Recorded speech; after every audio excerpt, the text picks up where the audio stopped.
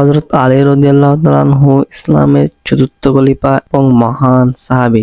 তিনি ছিলেন হযরত মুহাম্মদ সাল্লাল্লাহু আলাইহি ওয়াসাল্লামের ঘনিষ্ঠ সঙ্গী এবং জামাতা। হযরত আলী রাদিয়াল্লাহু তাআলা আনহু এর জ্ঞান, ন্যায় বিচার এবং মানসিকতা থেকে ইতিহাসে তাকে অমর করে রেখেছে।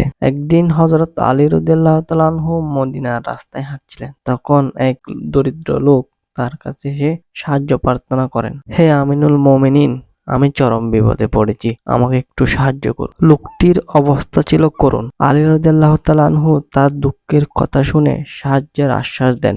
বলেন, আল্লাহর রহমতে আমি তোমার জন্য যা করতে পারি তা করব। হযরত আলী রাদিয়াল্লাহু তাআলা আনহু সেই দরিদ্র লোকের সমস্যা সমাধান করতে উদ্যোগী হন। তিনি জানতে পারেন লোকটির জমি জোর করে কেড়ে নেওয়া হয়েছে। আলী রাদিয়াল্লাহু তাআলা আনহু সেই জোরপূর্বক জমি দখলকারীর সঙ্গে দেখা করেন। বলেন, তুমি অন্যায়ভাবে এর জমি দখল করেছ। আল্লাহ তোমার এই কাজ পছন্দ করে না। এই কথা শুনে জমি দখলকারী বলেন, আমি কিছুই ফিরিয়ে দেব না। হযরত আলী রাদিয়াল্লাহু তাআলা আনহু এই কথা শুনে আল্লাহর উপর ভরসা করে ন্যায় বিচার প্রতিষ্ঠার জন্য একটি দোয়া করেন। এরপর ঘটে একটি অলৌকিক ঘটনা। জোরপূর্বক দলিলকারীর হাতে থাকা জমির দলিল থেকে মুছে যায় সব লেখা। এই ঘটনা দেখে সবাই হতবাক হয়ে যায়। দলিলকারী তার অন্যায় স্বীকার করে এবং জমিন ফিরিয়ে দেয়। আলী রাদিয়াল্লাহু তাআলা আনহু সবাইকে ন্যায় বিচার ও আল্লাহর প্রতি আস্থা রাখার জন্য গুরুত্ব স্মরণ করিয়ে দেন। বলেন, আল্লাহ সুবহানাহু ওয়া তাআলা